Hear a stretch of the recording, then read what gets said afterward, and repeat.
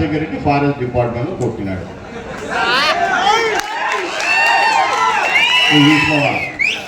గుడ్డా Rajasekhara Reddy guest house లో మందు తాగి వచ్చి గేట్లు తెరసకుండా కొట్టినాడు. వీడు నాకు పెగ్గు కలుపుతున్నాడా? ఏమయ్యా ఈ చక్రపాణి రెడ్డి ఆ అంబటి ఎవరు వీళ్ళిద్దరు గెస్ట్ హౌస్ లో నాకు పెగ్గు కలుపుతున్నారా?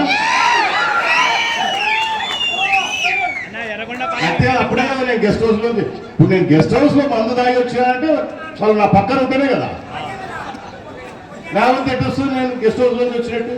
వీళ్ళిద్దరు ఒకైనా పెగ్గు కలపాలి, ఒకైనా సోడా నీళ్లు కలపాలి, అంతేనా? లేకపోతే నేను మంది ఆయన ఎటు తెలుస్తుంది వాళ్ళకు?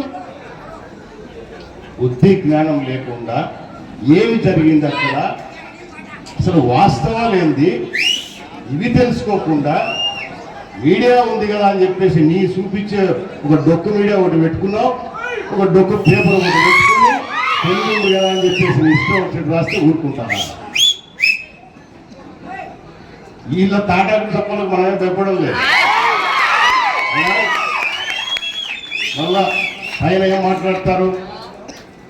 చంద్రబాబు నాయుడు గారు, పవన్ కళ్యాణ్ గారు, ఎందుకంటే అశోక్ మీద కూడా కేసు ఉంది, జనసేన ఇన్ఛార్జి కదా, అంటే వాళ్ళ ప్లాన్ పాప ఏమని పెట్టదా బీజేపీ ఇన్ఛార్జి, అవునా? ఈమెను కూడా పెట్టేటే ఇంకా సరిపోయింది అనుకుంటున్నారేమో. వెనక బండ్లో కూర్చోయింది, మర్చిపోయినారని చెప్పలేమ్మా నిన్నెటను. ఈ దరిద్రపు నాయన ప్రజలకు ఏం కావాలన్నా చూడండి అయ్యా. అధికారంలో ఉన్నాం, మేము ఏదైనా చేయకుంటే వేలెత్తి చూపండి, చేస్తాము.